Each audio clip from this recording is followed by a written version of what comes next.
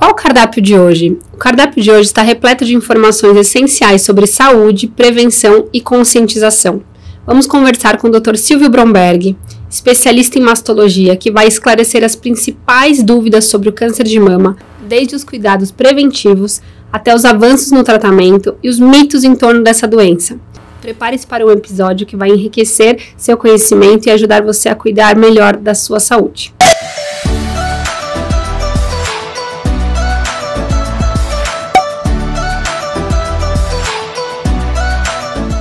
Bem-vindos a mais um episódio do podcast Menu de Mães. Hoje teremos o prazer de receber o Dr. Silvio Bromberg, um dos principais especialistas em mastologia do Brasil. Estou aqui com ele, eu quero que ele se apresente. Ele é o médico da família, então eu tenho muito carinho por ele. Eu conheço ele desde novinha, ele já teve que me aguentar muito.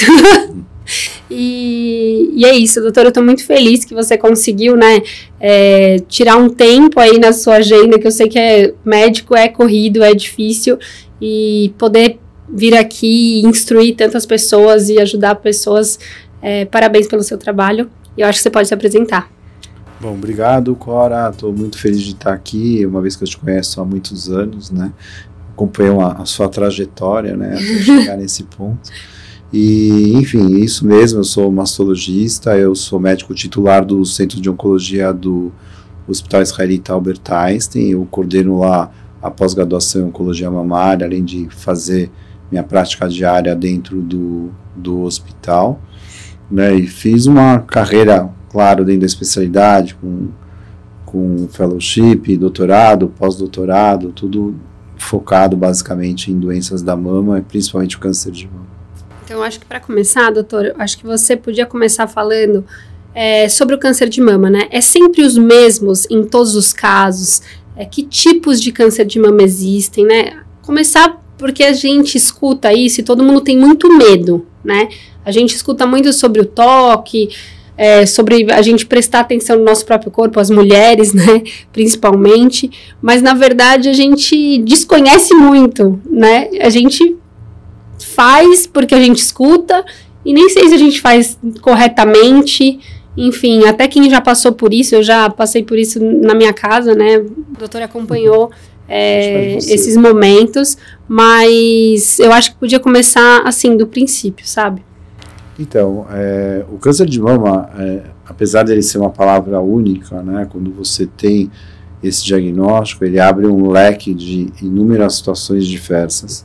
E por isso que muitas vezes a gente sempre tem um pouco de receio quando as pessoas comparam as histórias. Sim. Porque são, que nem você pegar um filme, falar filme, pode, no sentido amplo, pode pensar em uma coisa, mas cada filme tem suas características e assim é o câncer de mama. Então cada tipo de câncer de mama tem uma característica própria, uma história natural própria.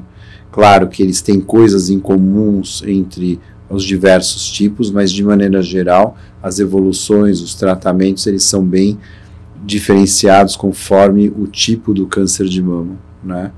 E o que eu acho importante as pessoas entenderem que é uma doença que pode acontecer em qualquer um, na pessoa que é magra, na pessoa que é obesa, na que é feliz e infeliz, ou é no rico, ou é no desfavorecido, enfim, em qualquer tipo de pessoa, porque realmente a gente ninguém espera ter esse diagnóstico, e é uma doença que ela é uma doença chamada multifatorial, porque existem várias causas que podem levar ao aparecimento. Então pode ser causas familiares, podem ser causas hormonais, pode ser o recebimento de um tratamento radioterápico, por exemplo, por alguma doença no tórax durante a infância, a juventude. Pode ser por uso extensivo de terapias hormonais, enfim, tem muitos fatores de risco e fatores que podem predispor à doença. História familiar, uma mutação genética herdada da família, enfim. Então, tudo isso pode provocar. Então, dificilmente é uma doença que aparece por um motivo único. Está sempre correlacionado a várias coisas, e isso é importante porque, às vezes, a pessoa a mulher, de maneira geral, pensa, eu tive muitos filhos, eu amamentei muitas pessoas, amamentei todos os meus filhos, tive parto jovem, etc. Nunca tomei hormônio, ou então tenho uma alimentação super natural, faço tudo certinho, e mesmo assim, às vezes, ela pode descobrir um câncer nela. E é justamente por essa multifatoriedade que, infelizmente, isso às vezes acontece. E doutor, como o tipo de câncer de mama impacta o tratamento e o prognóstico? Na verdade, assim, como você tem vários subtipos, vamos dizer assim, de câncer de mama, né? A gente sabe de maneira geral que quando o diagnóstico é precoce, o impacto no prognóstico, né, geralmente é excelente. Então geralmente são doenças menores, tem uma probabilidade maior de curabilidade, de cura, né? Então por isso que se insiste muito no diagnóstico precoce. A segunda coisa é que hoje a tratabilidade da doença mudou muito. A gente tem um arsenal de medicações muito diferente de 5 anos atrás, e mais ainda de 10, e mais ainda para o passado. Então o cenário de tratamento ele mudou muito.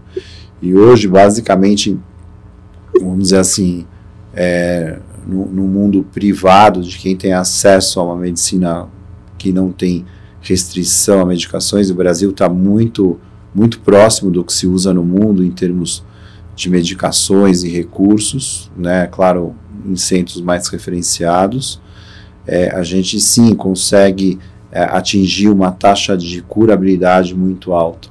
Então hoje, apesar de ser uma doença até certo ponto dramática, porque ela tem um estigma muito forte com ela, hoje a gente consegue, de uma certa maneira, permitir que essas pessoas, essas pacientes, né, essas mulheres, vivam aí até os 90, 95 anos como qualquer outra mulher. Então é uma jornada difícil, mas que a maioria, quando sai dela, sai muito bem. Sim, eu lembro quando a minha mãe descobriu, né, o primeiro câncer de mama, acho que ela tinha 56 anos. Foi muito tempo atrás que ela, né, teve o primeiro câncer de mama dela. E eu lembro, eu não tinha noção, eu era muito jovem na época. E foi muito simples, assim, para nós, né, para nossa família, parecia muito simples o que ela estava vivendo, apesar de ser algo tão sério, né. A gente não tinha noção, e eu acho que porque a gente também não teve, ela passou por uma, como eu posso falar, ela passou por uma cirurgia e depois ela passou por radioterapia.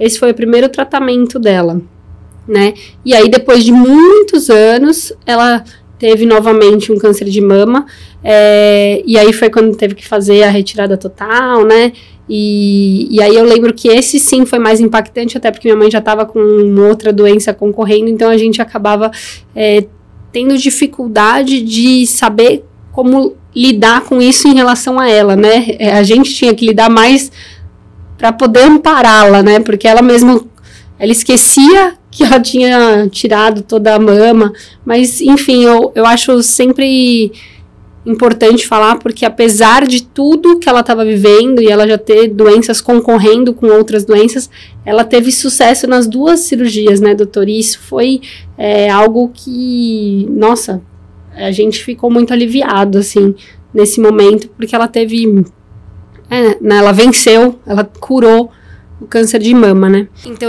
eu só quis tocar nesse assunto porque eu acho importante a gente ressaltar, né? Porque hoje a gente escuta essa palavra, eu acho que sempre a gente escutou e conforme a gente vai ficando mais velho, a gente escuta mais e a gente tem realmente mais medo. Hoje, a segunda vez que eu descobri isso da minha mãe, me impactou muito diferente do que a primeira, porque eu era muito mais jovem, não tinha tanta consciência. E depois eu fiquei muito impactada, tive muito medo por ela, tive muito medo pelas minhas irmãs, por mim, sabe? Somos, né, todas mulheres. E só que eu tenho a sensação hoje que, como você falou, tem tantos remédios, né, para tantos tipos de câncer também. A gente tem que ressignificar um pouco esse tipo de diagnóstico, né? Porque senão a gente se apavora, e apesar de ser algo que dá medo, eu acho que a gente tem que ressignificar para poder ver que dá para enfrentar e que tem muitas coisas a nosso favor. Você concorda, doutor? Eu acho que sim, eu acho que existe uma mudança muito grande da época que sua mãe ficou doente para a atualidade, né? Existe uma mudança de postura da mulher dentro da sociedade e em relação ao próprio cuidado com a saúde. Sim. Existe uma mudança em relação ao acesso a informações. Hoje as informações chegam de uma maneira muito mais simples e direta e objetiva, até como agora, por exemplo. Sim. Né? Então, assim, para a pessoa ficar totalmente desinformada hoje, ela tem que ser muito alheia a tudo, então é mais difícil. E isso facilitou, porque de maneira geral hoje eu percebo que as mulheres procuram os médicos em geral mais precocemente. Sempre vai ter uma ou outra que negligencia a sua própria doença ou o que está acontecendo de alterado, mas a grande maioria acaba procurando precocemente um médico e buscando auxílio. Então a ideia de que a doença é terrível, ela existe, ela é estigmatizada, porque são muitos anos em cima disso, mas eu acho que intrinsecamente cada uma tem uma ideia de que sim, ela vai conseguir chegar na cura. E é real isso, né? Realmente é real. A jornada de cada paciente para cada tipo de doença, ela difere, porque você tem várias formas de tratamento, não só em relação à cirurgia ou em relação à radioterapia, mas principalmente tipos de medicação que se usa, que às vezes pode ser medicações mais agressivas ou menos agressivas, mas que passando aquela fase mais conturbada, vai ficar tudo bem. Então é um período da vida mais desconfortável, mas se você olhar num range de, sei lá, vamos supor que a pessoa tenha nova, com 35 anos, pensando que ela vai viver até os 95, se você pensar em 6 meses, 7 meses de tratamento, não significa nada com mais 50, perto de 50 anos que ela ainda vai viver pela frente, entendeu? Então, é um período ruim, claro, existe um medo que fica depois, porque a doença tem uma característica que a gente chama de história natural, de querer voltar, isso independente do subtipo de câncer de mama que seja, por isso que a gente, além de quando acaba o tratamento, continua vendo as pacientes periodicamente. Que isso, é a recidiva. Que é a recorrência, que pode ser não só na mama, mas em outros lugares. Então, assim, isso incomoda, assusta, deixa as pessoas tensas quando chega na época de vir ao médico, fazer os exames, mas que mesmo assim já é uma fase de vigilância, não é mais uma fase de tratamento. É que nem você sai na rua, você não sai pensando que vai ser assaltado. Mas assim, sempre vai existir essa possibilidade de acontecer alguma coisa, mas graças a Deus, na maioria das vezes, não acontece nada. Então é a mesma ideia, né? Então é uma coisa um pouco ruim, mas de qualquer maneira acaba, à medida que hoje a mulher ou a paciente, melhor ainda, aceita todo esse processo, ela convive com tudo isso melhor e ela acaba driblando a situação de uma maneira muito melhor, muito mais saudável. Então ela convive de uma maneira muito melhor para ela e muitas vezes para os amigos ou para a família que está ao redor. Sim, a minha irmã agora, né, eu sinto como ela tá, logo que a gente recebeu a notícia, foi um baque, assim, sabe? Até porque, depois eu vou fazer até essa pergunta sobre o teste genético, né? Mas, enfim, foi um baque para nós, porque é isso, é sempre um baque, mas eu tentei ser muito racional quando eu me emocionei, porque eu não... Fiquei emocionada, é difícil receber uma notícia dessa, né, de alguém que a gente ama, mas eu nunca tive dúvida, assim, de que ia dar tudo certo. Eu pensava, Isa, a mamãe ficou bem das 2 vezes que ela teve, sabe? Não foi isso que levou a nossa mãe, né? Então, eu fui muito positiva, sabe? Eu sempre falei, Isa, é só um pedaço de uma vida... sabe, é um pedaço agora de uma vida tão longa. Então, assim, vai passar e vai ser rápido, e agora a gente aí tá caminhando aí para a última sessão, graças a Deus, de químio. Então, e ela tá super bem, ela passou super bem por isso, né? E doutor, quais são as práticas mais eficazes para prevenir o câncer de mama? Então, a prevenção ela é a palavra-chave para tudo, né? Mas diferentemente de, por exemplo, a prevenção para a doença de colo uterino, que você faz um Papa Nicolau ou colhe um HPV e tem alguma alteração e você trata e você volta para estaca zero, e mama prevenção é uma detecção mesmo, então ou você tem alguma coisa ou você realmente não tem. Entendi. Então, o padrão de prevenção hoje, realmente o padrão ouro ainda é a mamografia, né? O que se recomenda pelo INCA, o Ministério da Saúde recomenda uma mamografia bianual a partir dos 50 anos. No entanto, a Sociedade de Mastologia, Oncologia Clínica e Radiologia recomenda uma mamografia anual a partir dos 40 anos. Isso para quem não tem alguém na família, né? Exato, perfeito. Então, assim, isso para quem não tem um histórico pessoal ou familiar de risco, que a gente chama de risco para câncer de mama. Que a maior parte da população, basicamente 85% da população, é risco que a gente chama isso de risco padrão. Por outro lado, as pacientes ou as mulheres que são consideradas como alto risco, que são aquelas pessoas que têm antecedentes familiares com câncer de mama, por exemplo, de mama, ovário ou pâncreas, ou quem tem um parente familiar com câncer um câncer masculino de mama em homem, ou uma parente com câncer de mama bilateral, ou até ela sabidamente carrega uma mutação herdada de algum da mãe, do avô, enfim, de alguém. Essas pessoas, elas têm um padrão de rastreamento diferenciado, porque a gente acredita que o intervalo de 1 ano entre uma mamografia e outra que se dá para o risco padrão, ele não serve nessa situação porque o risco é maior. Então a gente aí recomenda que se faça uma análise, uma avaliação semestral, cada 6 meses, de maneira geral, começando por volta dos 30 anos de idade. Então, uma paciente jovem de 30 anos, ela vai começar com mamografia num semestre e ressonância magnética no outro. Existem certas situações que a gente ainda começa com ressonância anual a partir dos 25 anos e a partir dos 30 começa com essa semestralidade. Então, tem algumas mudanças conforme as características eventualmente herdadas, dependendo do tipo genético, mas geralmente começa mais precoce. E por que isso? Porque a população que a gente chama de risco padrão, ela tem 14% de chance de ter câncer de mama do nascimento aos 90 anos. Isso dá mais ou menos uma mulher em cada 8. Quando ela é considerada alto risco, essa chance é entre 20% e 100%. Isso dá uma mulher em cada 4. Então, teórica, mais ou menos, ou até menos. Então, assim, o risco é maior, claro, e por isso a vigilância tem que ser muito mais ativa. A ultrassonografia é um exame que também se utiliza, mas muito mais a critério médico, uma vez que ele vai examinar a mama e vai entender o padrão daquela mama, e então a ultrassonografia ela entra muitas vezes como um exame complementar, mas o padrão em termos de imagem é esse que eu falei. E doutor, uma pessoa, por exemplo, eu me preocupei muito antes de engravidar, né? E fiz a mamografia, fiz ultrassom, fiz ressonância também. Porque eu sei que a mama muda muito nesse período, né? Acho que você podia explicar um pouco isso, porque a grávida não pode fazer, né?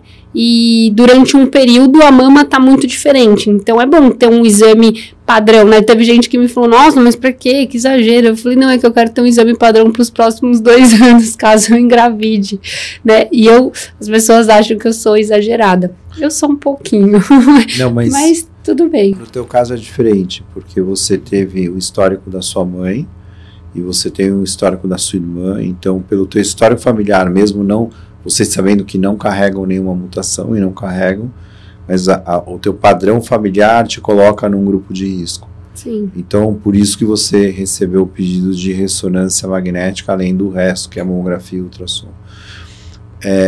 Porque quando a pessoa engravida, a mama ela sofre uma série de transformações, porque a ideia da transformação mamária é que ela vai virar uma lanchonete, vamos dizer assim, ela vai abastecer ou vai alimentar o teu filho.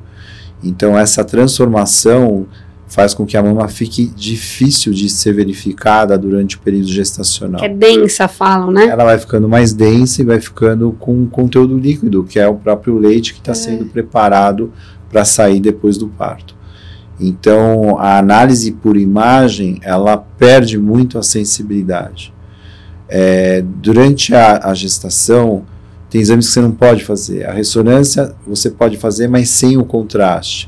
E a ressonância magnética para a mama, ela, para ter uma boa visibilidade, ela tem que ter o contraste. A mamografia na gestação pode fazer. Aí você fala, mas é radiação. Basta proteger o ventre. É que normalmente as pessoas não pedem, tem um preconceito, mas poderia ser realizado se necessário ou se alguma suspeita. E a ultrassonografia é um exame bastante utilizado, né? Então a gente às vezes recomenda até que se faça, até para acompanhar durante as mudanças da gestação, caso a paciente sinta alguma coisa diferente.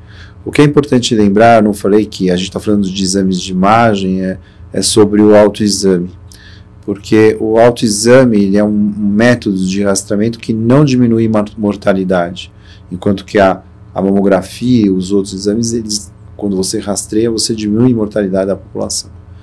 O autoexame não diminui, mas se você tem um lugar que nem todo mundo tem acesso aos melhores exames, ou acesso a fazer mamografia, tem dificuldade, o autoexame ganha valor. E ele ganha valor porque o importante dele, mais do que o reconhecimento de alguma nodulação, uma alteração, é você aprender a saber qual é o teu padrão de normalidade da sua mama. Porque as mamas são diferentes entre as mulheres, em termos de volume, formato, densidade. Então você é a melhor pessoa para saber qual o padrão da sua mama, entendeu? Então, à medida que todo mês, vamos supor, depois da menstruação, se for uma pessoa na pré-menopausa, ela se autoexamine e percebe aquele padrão, se um dia estiver diferente, ela já sabe que ela tem que procurar ajuda.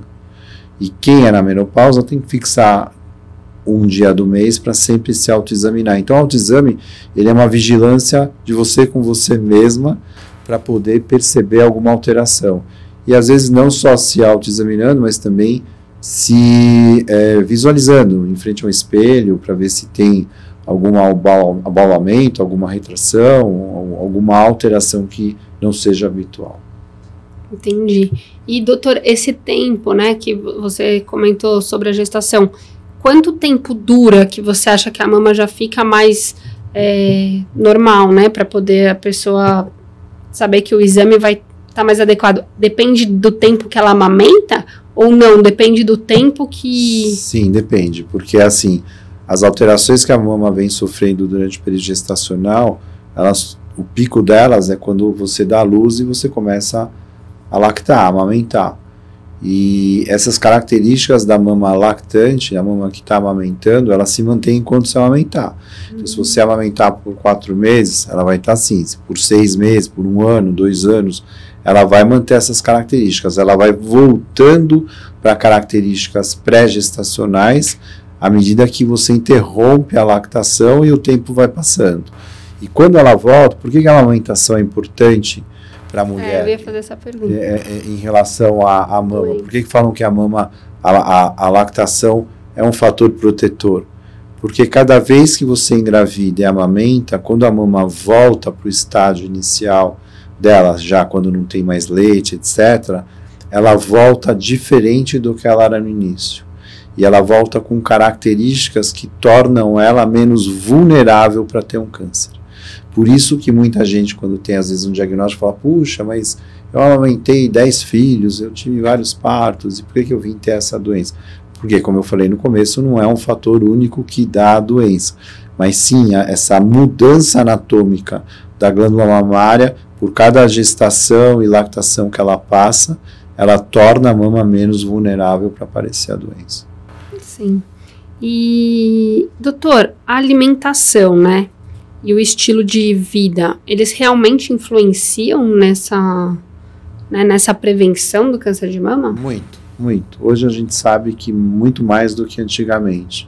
Então, para você ter uma ideia, tem estudo que compara grupos de mulheres que tiveram câncer e fizeram o tratamento todo que tinha que ser feito e que seguiam, sim, um padrão de dieta e de atividade física adequado.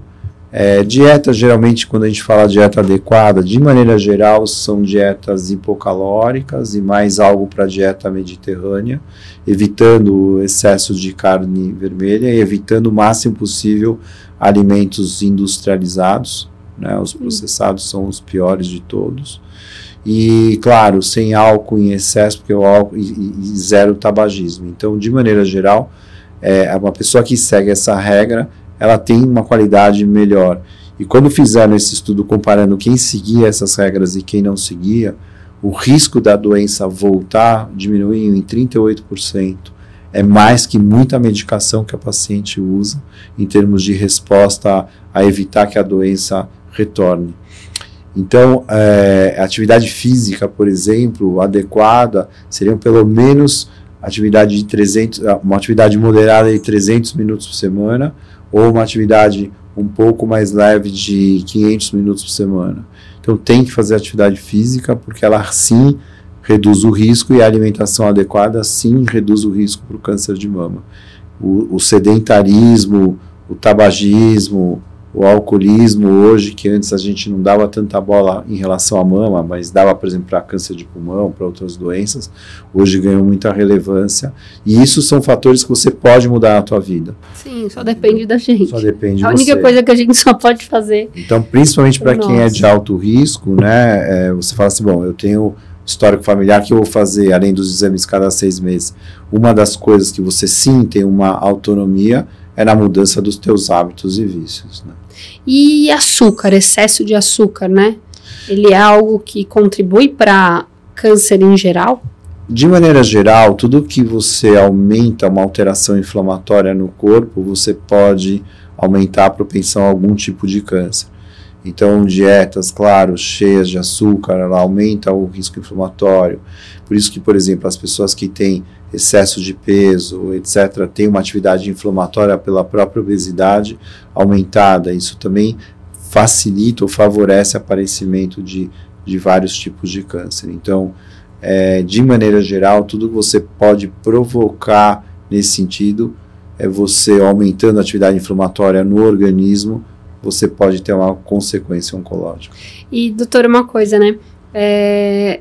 Eu acho que nunca vale a pena também. Eu acho que a gente tem que sempre observar, né? E ver o que dá pra gente mudar quando a gente recebe um diagnóstico, ou quando a gente não recebe, mas sabe que tem uma chance maior aí de desenvolver alguma coisa no futuro. Deus me livre. Mas, enfim. Mas eu acho que nunca é bom a gente tentar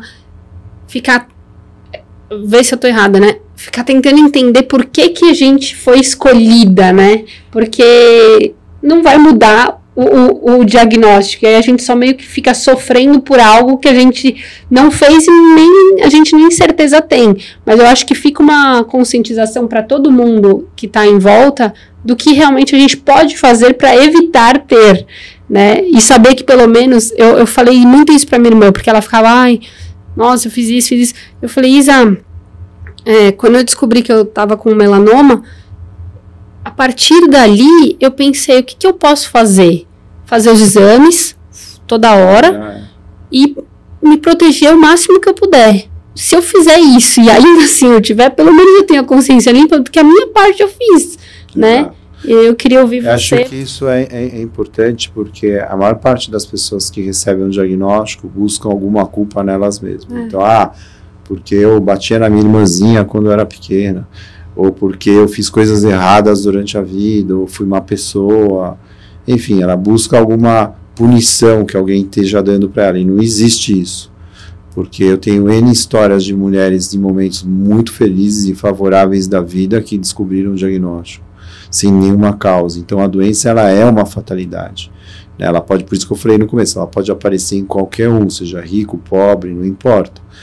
Então não existe uma culpa. O que a pessoa tem que entender é que às vezes esse tipo de chamado da vida, vamos chamar assim, sim, porque a gente não controla tudo, e sei lá por que teve, e também não vamos ter essa resposta, ele tem que funcionar como um turning point. Exato. Ou seja, a pessoa tem que pegar aquilo, entender como é a vida dela e eventualmente ressignificar para tentar melhorar em alguma coisa. Então, tentar resolver ou deixar a vida dela numa condição que seja melhor do que estava.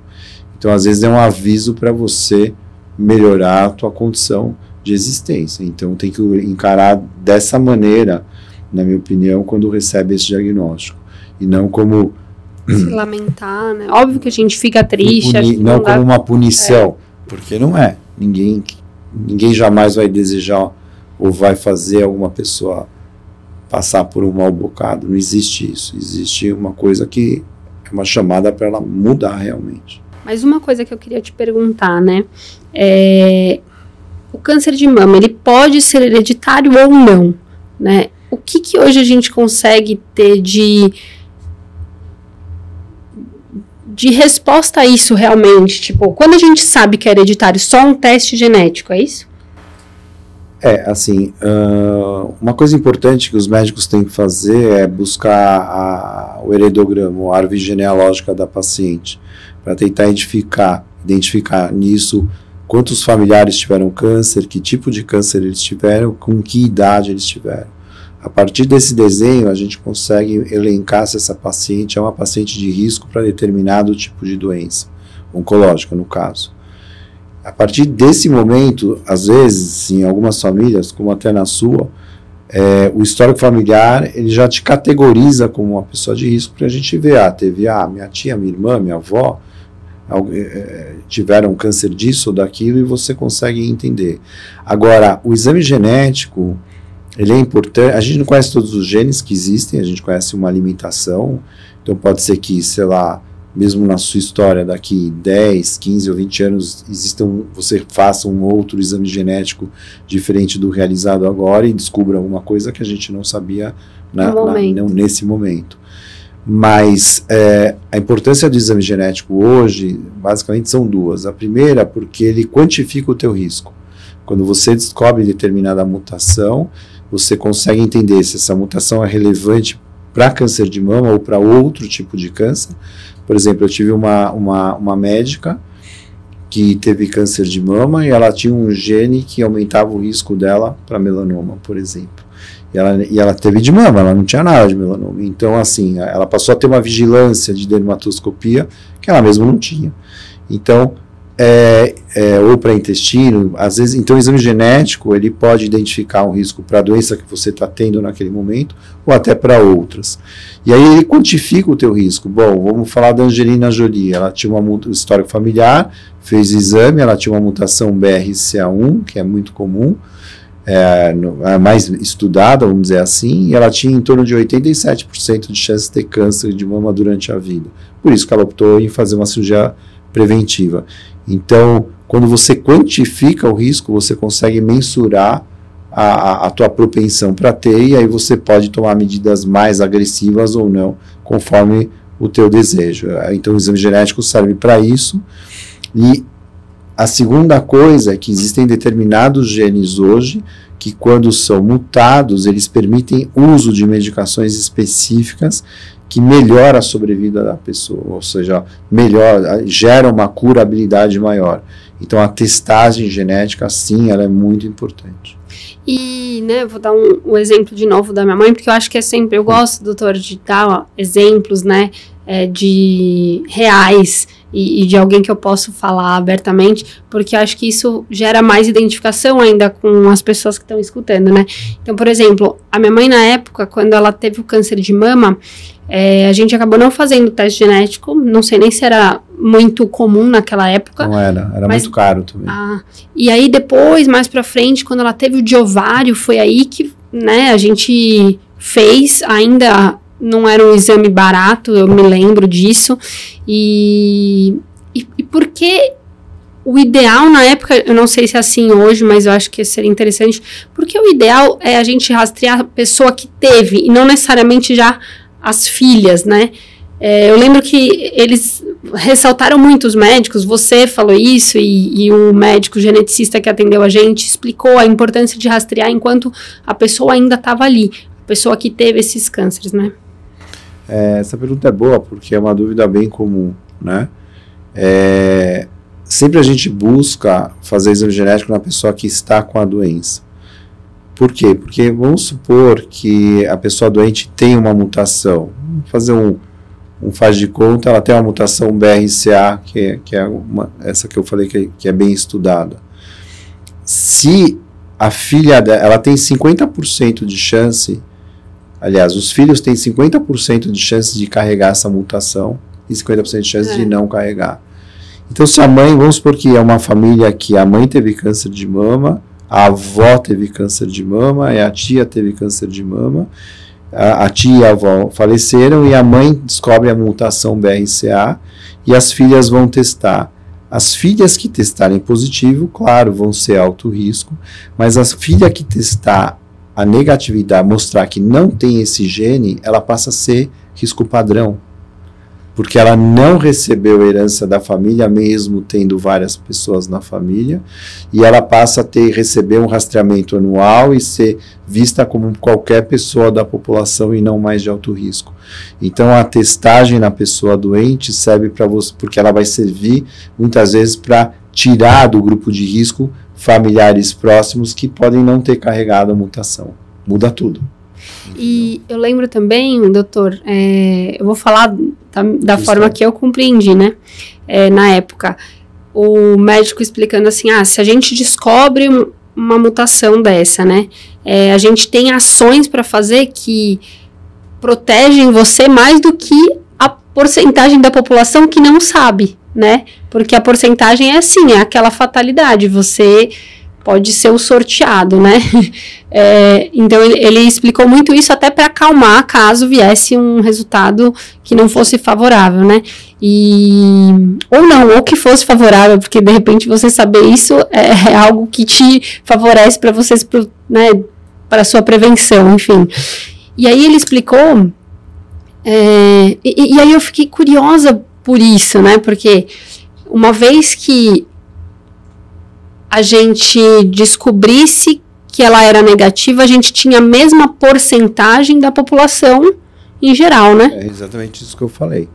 Então, quando uma mãe, por exemplo, tem uma mutação e o filho não tem a mesma mutação, ele cai para o risco geral. Isso que você falou, eu vou reforçar, ou seja, 80% dos casos de câncer de mama são aleatórios, ou seja, em pessoas que não têm fator de risco nenhum, nem pessoal, nem familiar, é a grande maioria. Entre 5% e 20% que envolve histórico familiar ou mutação genética propriamente dita, entendeu? É claro que tem populações que têm maior risco de ter mutações genéticas, e tem populações que têm menor risco. Por exemplo, judeus oriundos do leste europeu têm um risco maior para ter determinados tipos de mutação. As índias do Amazonas têm um risco zero de ter mutação, a maioria, e ali inclusive tem uma incidência menor de câncer de mama quando você olha para o Brasil como um todo. Então, são várias questões, não só geográficas, questões culturais, que também acabam influenciando na chance ser maior ou menor de carregar alguma herança. Entendi. E doutor, eu acho que é importante também você falar, os sintomas, eles não são claros, né? Assim, porque algumas pessoas falam, será que eu tô com dor? Eu mesma, um ano atrás, eu tive uma dor, e aí eu pensei, nossa senhora, será que pode ser alguma coisa? Vou fazer algum exame. Aí eu logo marquei o exame, e aí alguém me falou, câncer não necessariamente dá dor, a não ser que você tá num estágio mais avançado. Isso é real? É real, na verdade é assim, a maior parte do câncer de mama, ele é indolor. Apesar que a dor mamária é uma queixa muito frequente na rotina do mastologista. Quase 60% das mulheres têm alguma queixa mamária. E a maior parte dessas dores, elas são fisiológicas, são funcionais, não simbolizam, não se traduzem em doença. Então a dor, ela muitas vezes é um sinal de alerta, como se fosse uma intuição feminina. Eu senti aqui alguma coisa, quando descobre que tinha. Isso a gente vê às vezes na prática diária, mas a dor ela não está correlacionada ao câncer. Quando a dor do câncer aparece, realmente é porque ficaria muito fácil dela olhar no espelho e descobrir que a mama estaria com algum problema bem grave. Mas assim, em geral não, mas é uma queixa, é uma preocupação muito comum. Né? Eu acho que é isso. É uma doença que é silenciosa, né? Por isso que a gente tem que estar sempre monitorando o máximo que é possível. Por isso que se preconiza o exame de imagem e o exame clínico periódico. E doutor, uma coisa que que eu acho importante falar, voltando naquilo do teste genético, da minha mãe deu negativo, da minha irmã deu negativo. Provavelmente o meu pode ser ou não negativo, enfim. Mas mesmo assim, por ter esse padrão, você recomendou que eu ficasse de olho de 6 em 6 meses. Acho que é bom ressaltar isso, até para as pessoas entenderem que, assim, outro dia eu conversei com uma pessoa que, não, na minha casa é negativo. E eu fiquei pensando, será que eu falo para ela que é bom ela ficar de olho? Porque eu tive esse histórico negativo e não necessariamente eu vou levar isso em consideração. Eu torço para que seja negativo realmente, mas, né, a gente não sabe. O histórico familiar, ele tem uma força de identificação tão grande, não igual ao exame genético, mas muito importante. E tem vários estudos mostrando, quando você pega pessoas que não têm exame genético alterado, e só vê o histórico familiar, que o risco às vezes é 3, 4, 5 vezes maior, por exemplo, do que uma pessoa que não tem o histórico familiar. Então, mesmo quando a gente não tem a mutação detectada naquele momento, se a história familiar é muito intensa para casos oncológicos, então a gente considera como um grupo de risco, sim, inclusive considera isso em tomadas de decisão de tratamento. Então, por quê? Porque a gente não conhece todos os genes. Sim. Se a gente conhecesse todos e o seu é negativo, eu ficaria sossegado, mas a gente está muito longe disso. Então a história era é muito importante. Então, essa sua amiga, seguramente, se ela tem uma história familiar, ela tem que, mesmo com um teste negativo, ela tem que fazer a vigilância. A única situação que excluiria ela do risco seria se a mãe tivesse a mutação e ela faria o exame e não tivesse essa mutação. Bom saber. Essa é a única situação que tira ela do risco. Por isso que o exame genético é bastante importante também. Legal. Entendeu? Porque se a mãe não tem o exame genético e teve câncer de mama, e a tia e a avó tiveram câncer e todos os exames genéticos negativos, o risco é para todas as mulheres da família, todas as pessoas. E doutor, é realmente sabido que os cânceres de partes reprodutoras, eles têm alguma ligação ou não? O câncer de mama, o maior link que ele tem é com câncer de ovário e câncer de trompa uterina. Então hoje a gente sabe que a trompa uterina tem um papel importante na origem do câncer de ovário. E existem estudos mostrando que em algumas populações específicas que tem uma mutação que determinada, o câncer de endométrio tem uma correlação também. Mas são essas situações. Porque tem mutações, por exemplo, que existem que correlacionam não só câncer reprodutivo, em aparelho reprodutivo ou em mama. Aparelho reprodutivo, era essa palavra que eu tem doença, por exemplo, tem uma síndrome que chama Nifra-Umeni, que tem uma mutação num gene específico chamado TP53, que é muito comum no Brasil, mais que em outros países, inclusive, que está correlacionado a vários tipos de câncer, que não tem nada a ver com a mama.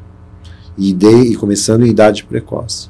Então, por isso que o exame genético, mais uma vez, ele tem importância quando ele detecta determinada coisa, porque dependendo do gene, no caso desse gene, essa pessoa ela tem um rastreamento diferente, não é só a mama, ela tem que fazer ressonância do corpo inteiro todo ano. Muda tudo. Então, para cada tipo de alteração, você tem uma recomendação específica para isso. Entendeu? E, doutor, quando que a gente pode chamar de um diagnóstico precoce? Né? Porque tem uma determinada idade que é mais comum certos tipos de câncer. Quando a gente pode chamar que, não, teve muito cedo. Não, são coisas diferentes. Explica você, então. Você entendeu o que eu quero dizer, né? Entendi. Mas o diagnóstico precoce é quando ele é feito no estadiamento precoce. Então, sim. O estadiamento para câncer de mama, ele vai de 0 a 4. Tá. Se você pegar um estágio 0 ou 1, ele é precoce. Do 2 para frente, já não é tão precoce. Tá bom. Agora, a idade do aparecimento é outra coisa. Isso que eu queria saber. O que a gente percebe hoje, a gente sabe é que sim, a gente tem um número de pacientes abaixo de 40 anos diagnosticadas, muito maior do que antigamente, e a gente não sabe explicar isso por quê. E, por exemplo, no Brasil, ele é um número percentualmente muito maior do que no próprio Estados Unidos. E a gente não existe uma explicação. Tem vários estudos sendo feitos, até pesquisando, na Nature saiu uma pesquisa tentando envolver o que as mães da geração que tem 40 anos hoje faziam quando essa geração de 40 estava intrauterina. Então, quando elas eram mães dessa geração, o que elas comiam, quais eram os hábitos e vícios, para tentar entender por que a geração agora dos 30 e 40 tem muito mais câncer, e não é só mama, de outras coisas também, muito mais câncer precocemente do que se tinha antigamente. Então, a gente não sabe, mas isso é uma característica importante. E, mais uma vez, por isso que é importante você discernir quem é alto risco e quem é risco padrão, porque o alto risco, ele começa o rastreamento mais precocemente, que nem eu falei, 25, 30 anos, porque o câncer, quando aparece em idade mais jovem também. Entendi. No caso da minha mãe, que foi com 50 e pouco, não era... na época era algo... Uma idade jovem, ou na época era uma idade mais comum? 50 anos, 50, 60 anos é ainda o pico da incidência, mas a tua irmã já teve precoce. Mais precoce, entendeu? Então, isso vem acontecendo, é um retrato que a gente tem visto no dia a dia. E a gente escuta muito assim, né?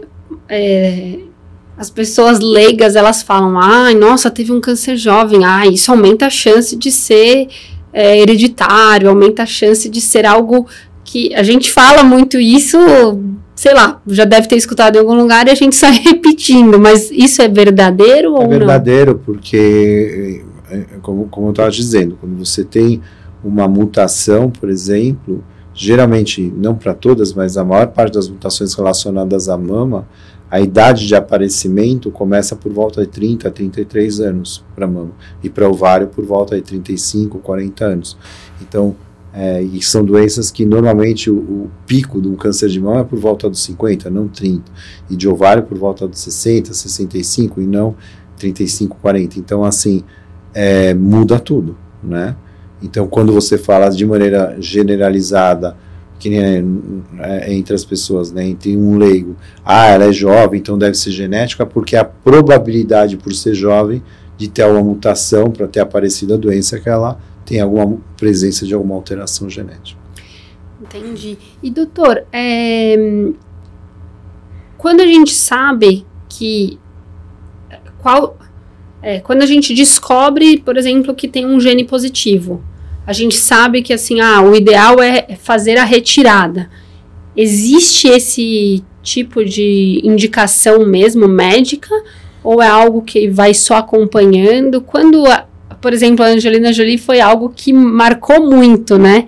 Então, por isso eu tô fazendo essa pergunta. Foi uma decisão muito dela, óbvio que ela, acompanhada do médico, ela não ia tomar essa decisão sozinha, mas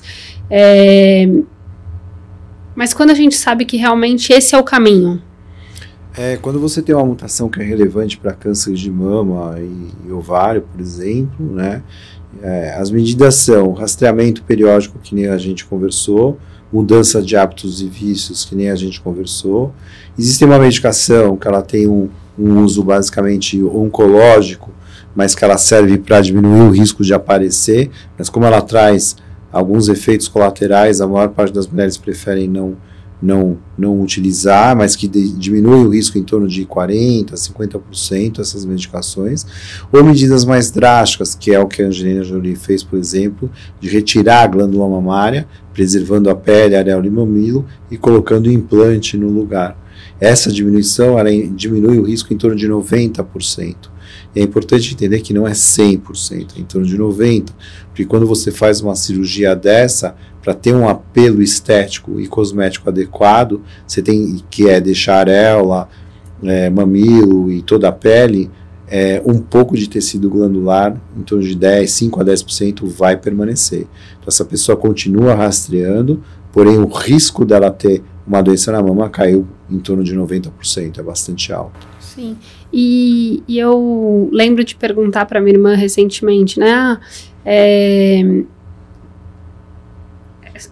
o fato dela ter que reconstruir tudo, como seria? Ela falou que a possibilidade de ter uma, novamente, ela sempre existe também, porque a pele a gente nunca vai tirar, né, doutor? Mesmo que tire a auréola, ainda sobra a pele, né, o órgão. E isso sempre vai ser um risco de qualquer forma. Essa é a pergunta. Foi confusa a minha pergunta? Não. O risco, é claro, quando você retira a mama, existe um risco, sim, né, de você ter uma recorrência local. O risco ele é menor, mas hoje é importante falar também, né, não pensando em quem é alto risco, pensando em qualquer pessoa com câncer, a gente sabe sim que a cirurgia conservadora, ou seja, a preservação da mama, desde que a cirurgia tenha sido oncologicamente perfeita, associado a um tratamento radioterápico, porque preservou a mama, tem uma curabilidade tão boa, e em alguns cenários até melhor do que quem tira a mama que nem recebe radioterapia. Então,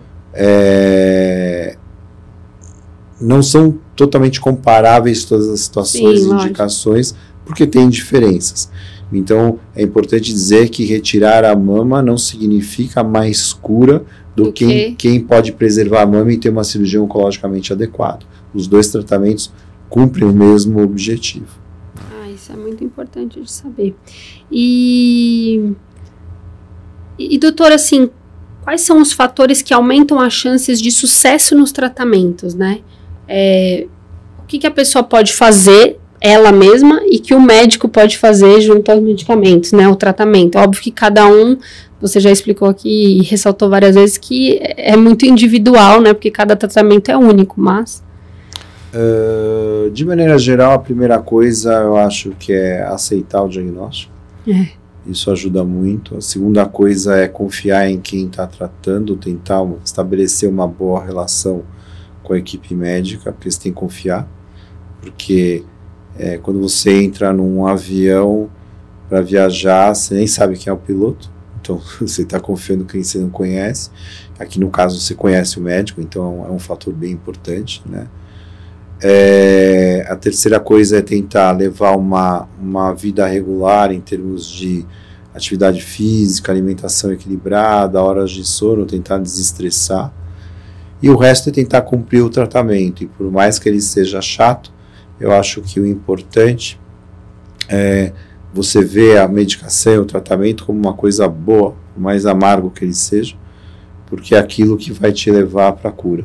E que é geralmente, né, na grande maioria, é uma coisa transitória, um período, e depois acaba, ou grosso, ou o tratamento mais agressivo é um período, e depois quando continua, geralmente, muitas vezes é com um tratamento mais ameno.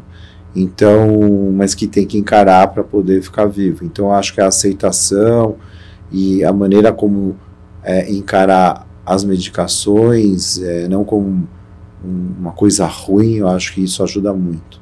Sim. E assim, a pessoa quando está fazendo um tratamento, né, doutor, ela não necessariamente tem que parar outras coisas, né? Isso é importante falar. É muito variável. Eu já tive uma paciente, por exemplo, que ela era uma autoexecutiva e ela ganhou melhor empresária do ano durante a quimioterapia. E, enfim, era uma pessoa muito forte, etc. Então, eu acho que tem que ter muita força de vontade, tem que ter perseverança, e eu acho que conseguir trabalhar e ocupar o seu cotidiano de uma maneira adequada ajuda muito. Então, acho que tem que ter, sim, pausas para uma meditação, uma calmaria, vamos dizer assim, mas trabalhar, estar focado em outras coisas, ajuda o tempo a passar e ajuda muito até na reação do corpo mesmo, né, em relação a todo o tratamento. Porque o tratamento muitas vezes é simples, mas às vezes ele é difícil, mas você conseguir driblar isso é um fator bem positivo. Sim.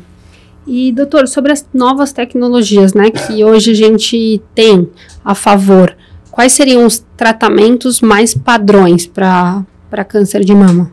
Bom, em relação à cirurgia, basicamente, hoje a gente tem sempre uma preocupação cosmética em tentar entregar um tratamento oncológico adequado junto com um tratamento cosmético também adequado. Quando possível, eu sempre acredito que menos cicatrizes é melhor, né? Eu mesmo publiquei um livro de técnica médica ensinando exatamente cirurgias com uma cicatriz única e pequena. A gente sabe que faz diferença na aceitação, porque a pessoa quando está doente, ela quer resolver, se livrar. Mas depois que passa essa fase, quando ela se olha no espelho, quando ela se vê, ela tem que estar bem, porque se ela tiver um marco muito forte do que foi o tratamento, vai remeter sempre ela ao passado. Então, quanto melhor ela tiver, melhor ela vai seguir o dia a dia dela posterior a todo o tratamento, enfim. Então, por isso dessa preocupação.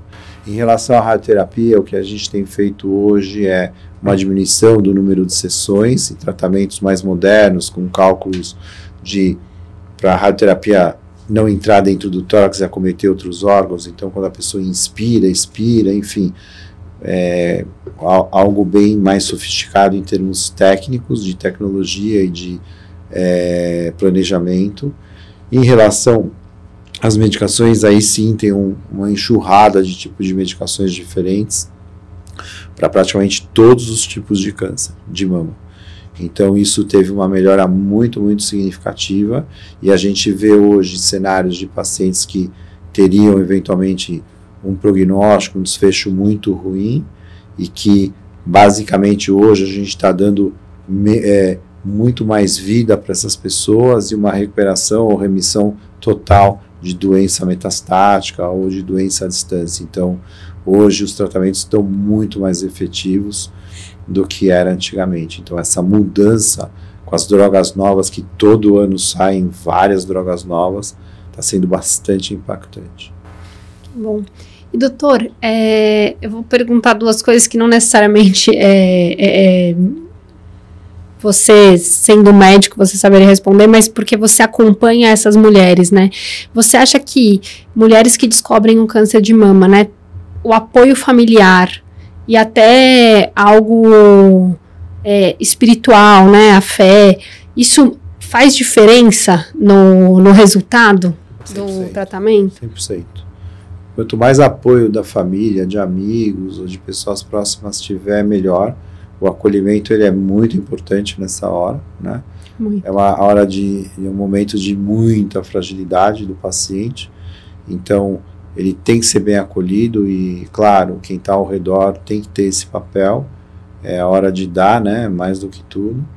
E, claro, que a fé, a religiosidade ou a tranquilidade mental, ou tudo aquilo que te conforte espiritualmente é muito válido, né? Ou seja, tudo que você puder ter para se fortalecer e se preservar nesse período, ele é válido, porque isso vai trazer resultado positivo, é fundamental.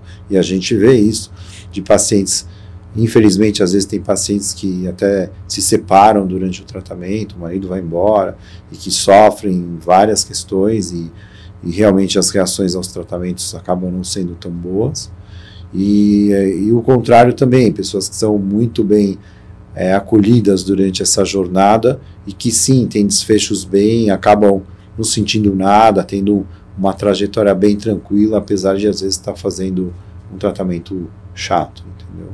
Sim, muito bom. Doutor, uma pergunta que eu tenho curiosidade é por que você acabou escolhendo seguir esse caminho, né, na especialização na mastologia? Porque quando eu conheci o doutor, ele também era ginecologista, ele ainda é, né? Obstetra, desculpa. Os dois. Era os dois, né? Mas é que eu não estava pensando em engravidar. Eu era muito jovem quando eu conheci o doutor e ele era meu ginecologista, né? Obstetra também. Mas na época eu nem pensava nisso, então eu achava só que ele era ginecologista. Na verdade é uma trajetória. No Brasil, a maior parte dos mastologistas tem formação em ginecologia e obstetrícia. Então, no meu caso, eu fiz 2 anos de ginecologia e obstetrícia, depois eu fiz mais 2 anos de mastologia e 1 ano no exterior de mastologia. Só que é uma trajetória que você depois vai escolhendo caminhos. E eu sempre gostei disso, por isso que eu fiz 2 anos a mais para trabalhar com câncer de mama, porque na época que eu estava em formação, na minha residência, etc., na Santa Casa, eu gostava de ver as cirurgias, eu via que era uma especialidade muito dinâmica. Diferentemente de obstetrícia, que você tem um conhecimento mais estagnado, porque ele é mais estanque, apesar de ter coisas novas, mas não dá para comparar com a minha área. A área oncológica é uma área que de semana em semana sai muitas coisas novas. Em média, só de mastologia, eu consigo te dizer que eu tenho mais de 100 mil papers publicados por ano, então é muito material de novidade, é muita coisa. E que a gente vai se super especializando, porque para você ser um bom especialista, você tem que estudar e focar naquilo. Então, se você quiser fazer um pouco de tudo, você consegue, mas para você, teoricamente, dar o máximo de si naquilo, você tem que ser muito bem especializado, e foi por isso que eu fui focando nessa área em toda a minha trajetória, e fui largando o resto, né? Sim. Que nem um piloto de Fórmula 1, ele treina para correr naquele carro, e não para ficar andando um pouco nesse, um pouco naquele, um pouco no outro, porque é diferente. Então, para ele ser um bom piloto de Fórmula 1, ele tem que treinar só na Fórmula 1. Aproveitando, doutor, eu acho importante você falar do seu podcast, né, que é um podcast para médicos, mas que ele traz sempre novidades, como ele falou, que toda semana tem novidades desse mundo, né, da mastologia, e eu acho que é importante o doutor trazer, né, isso ainda que seja para médicos. Às vezes tem alguns médicos aqui escutando a gente, acho que é sempre importante passar essa informação, porque tem muita gente curiosa desse assunto, né?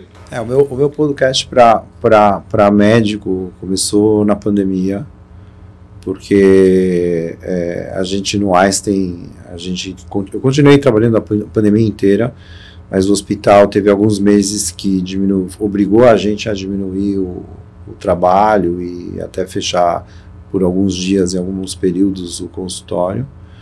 E eu sempre fui muito estudioso, eu sou muito atualizado, eu sou viciado no que eu faço, eu gosto muito, eu leio muito. E eu falei, é um bom momento para tentar passar para quem não tem tempo, porque tem muita gente que não consegue estudar, não tem tempo ou não tem acesso. E aí eu comecei a fazer de uma maneira mais solitária, porque todo mundo estava confinado, né? E que foi aperfeiçoando, e basicamente já desde 22 eu já venho nessa toada, e agora eu fui mudando o estilo do podcast. Hoje a gente tem uma marca que a gente chama Breast Break News, que sou eu e uma oncologista clínica, e eu trago sempre um assunto que eu escolho que acabou de ser publicado naquela semana. Então eu leio vários papers e escolho um que acho relevante, importante para os outros médicos saberem, e ela faz o mesmo, e a gente apresenta e discute os dois papers. Então ele serve de atualização para os médicos que trabalham nessa área, uma coisa bem focada, apesar que eu já sei que tem paciente que às vezes escuta. E tem vários assuntos, então os assuntos são aleatórios, mas é sempre uma área, é sempre para médico. E a gente tem muito boa aceitação, porque a gente sente que a gente está contribuindo para a educação e para a formação de bastante gente, principalmente muito médico que está começando. Que legal. E o doutor também hoje tem feito um trabalho bem bacana na internet, né, doutor? E tem a Jornada Ilustrada. Acho que você pode contar um pouco mais pra gente tudo isso que você tem feito, e que, principalmente nesse mês, né, que é o mês da conscientização do câncer de mama, acho que você pode falar também por que é tão importante a gente trazer isso. E agora a gente vai fechar o mês com esse podcast do doutor, porque a gente queria, né, todo ano a gente traz alguma história nesse mês, porque a gente acha muito importante, e a gente queria trazer o doutor porque realmente esclarecer e acalmar as pessoas é muito importante, principalmente quem está passando por isso no momento, né? Claro, e para os familiares também. Exato. Quando foi em 2020, de tanto, enfim, em função da prática clínica de atender as mulheres e ficar sempre dando as explicações, em 2020 eu lancei um livro que era uma conversa direta sobre câncer de mama, né? Que foi bem bacana. O livro tem uma linguagem bem acessível e ele foi muito bem, mas durante todos esses anos eu percebo que o livro ele não acessa a todo o tipo de população, e que hoje a linguagem de educação mudou muito de 2020 para cá, faz 4 anos, mas mudou. Sim. Hoje as pessoas procuram uma linguagem mais objetiva, mais ilustrada, mais fácil, mais, vamos dizer assim, acessível. Mais acessível, né? E que ela seja mais facilmente metabolizada. E aí no final do ano passado eu resolvi então fazer isso através de desenhos animados rápidos. Então quando foi em novembro e dezembro do ano passado, eu sempre gostei de desenhar e eu fiz vários desenhos e assim eu peguei toda a trajetória de uma mulher com câncer de mama, desde o momento que ela tem o diagnóstico até o tratamento, explicando em desenhos de 1 minuto, 1 minuto e meio, tudo, o que é uma punção, o que os tipos de cirurgia, como é a anatomia da mama, os tipos de medicação, como funciona cada tipo de medicação, enfim, basicamente, o que é uma ressonância magnética, o que é uma radioterapia, enfim, para que a pessoa que entrasse nesse mundo, que é um mundo muito paralelo, vamos dizer assim, pudesse ter uma informação de confiança rápido, até para entender, porque muitas vezes o paciente ele tem uma postura passiva, então o médico fala, ele acolhe, às vezes ele até pensa naquilo, mas nem entende direito o que está sendo feito, o que está sendo pedido. E esses desenhos, eles traduzem muito a linguagem do médico, até para aquele paciente que vai ao médico, vai a algum serviço que o médico não explica, ou ele nem tem tempo para explicar, ou o paciente não tem tempo para ouvir, enfim. E aí ele consegue, dentro dessas 35 pílulas de conhecimento, vamos dizer assim, ela consegue escolher o que ela quer ver, o que importa naquele momento e entender. Você desenha? Não, eu fiz todos os esboços e fiz todo o texto e a narração e eu peguei uma... Não, porque eu já assisti vários e aí eu fiquei pensando, gente, será que ele faz todos esses desenhos? Não, aquilo é um programa e quem fez a Ale, que é uma videomaker, que na verdade ela é arquiteta. E eu entrevistei vários para chegar nela e alguém que entendesse qual, porque é difícil para um leigo entender uma linguagem do médico. Lógico. E então por isso que eu fiz todos os esboços e dava figuras, dava filme para ela, enfim, material, e a gente fez vários encontros para poder sair isso, quer dizer, é uma coisa que não foi tão simples assim, mas com material bem acolhedor. Ela teve uma sabedoria muito importante em desenhar aquilo de uma maneira bem fofa, então tá fácil, entendeu? Então Sim. A gente começou a divulgar isso há 3 semanas nas nossas mídias, enfim, a gente fez uma live também, enfim, tá saindo em algumas revistas, em alguns lugares, eu tenho até a própria Ana Furtado tá postando, então assim, a gente tem várias pessoas trabalhando para tentar divulgar, porque é uma fonte fácil para qualquer nível de pessoa, da classe A a E, qualquer um entende. Então, a ideia é que tudo isso é gratuito, então a ideia é que fique bastante disponível. Que legal. Não, doutor, acho que essa iniciativa é excelente, né, porque tem as pessoas que realmente não querem se aprofundar, mas tem pessoas, eu mesma gosto de ver e entender, até para, sei lá, né, no meu caso, ajudar a minha irmã, né, nesse momento que ela viveu isso, e também até para acalmar um pouco o coração, né, porque a gente fica se comparando, a gente fica com medos, né, então quando a gente vai entendendo e ouvindo e se familiarizando um pouco com determinados assuntos, eu acho que a gente vai se acalmando também, né, e a gente vai podendo ajudar outras pessoas. É isso mesmo. Eu acredito que você dominar o seu assunto, o que está acontecendo com você é melhor, até para entender e aceitar melhor. A segunda coisa é que isso dá um protagonismo na posição de paciente. Você consegue entender melhor quem é o médico que está te atendendo, até se ele sabe explicar ou não alguma coisa, né, para saber o quanto ele está por dentro ou não. Quer dizer, isso te dá uma postura mais ativa. E isso te diferencia também, entendeu? Você consegue controlar um pouco dos teus movimentos e até entender melhor se está indo bem ou está indo mal. Então, eu acho que o conhecimento ele é fundamental e infelizmente hoje, quando você vai para um Google, você tem muita informação ruim, muitas coisas chatas, aulas formais, ou alguém falando, sendo filmado e falando. Então eu acho que isso foi uma maneira direta, curta e simples da pessoa entender, e se ela quiser se aprofundar e se ela consegue fazer uma pesquisa sobre cada um. E uma informação de qualidade, né? Que é isso. A gente precisa hoje valorizar as informações de qualidade, né? Profissionais que trazem isso, porque hoje em dia qualquer um é isso aí, aparece na câmera e sai falando. Exato. E tem gente que é muito bom nisso, né? Melhor do que na especialização. Então, assim, é muito importante a gente saber com quem que a gente está se relacionando, lidando e escolhendo num momento como esse, que é um momento extremamente importante. Então, bom, eu nem vou dizer aqui, né, que ele é meu médico da minha irmã, médico da família.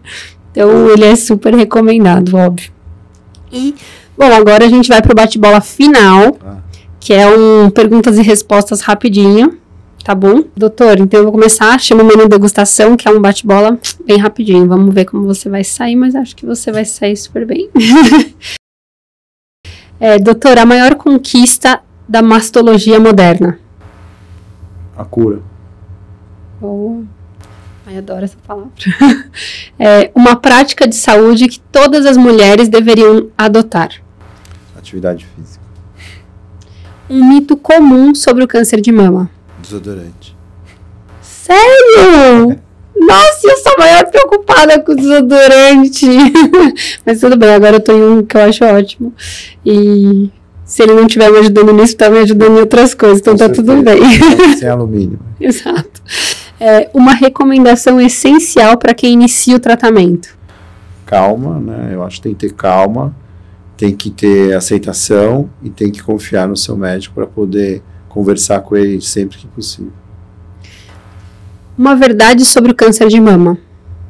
É uma doença difícil, que tende traiçoeira, gosta de retornar, mas que a gente, estando bastante atento, a gente consegue dominar. Uma palavra para descrever a prevenção? Mamografia. Boa. O câncer de mama é? É uma doença curável, difícil, mas curável. Graças a Deus. É isso. Bom, doutor, eu quero te agradecer mais uma vez, né, por compartilhar todo o seu conhecimento, disponibilizar o seu tempo. Eu sei que você é concorrido.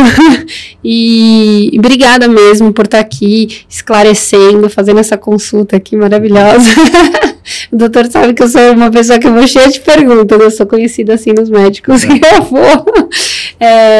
Então, obrigada por esclarecer de uma forma acessível, né, de uma forma também muito direta, e que eu acho que é isso que importa hoje, né? A gente precisa de médicos que tenham esse lado humano de se disponibilizar e querer ajudar e querer contribuir com o próximo, né? Todo esse trabalho que você tem feito, tanto de ajudar os médicos com o seu podcast, quanto ajudar as pessoas que estão passando por isso, ou enfim, querem se informar, e você está disponibilizando todo esse conteúdo de graça, de forma acessível. Então, muito, muito obrigada, parabéns.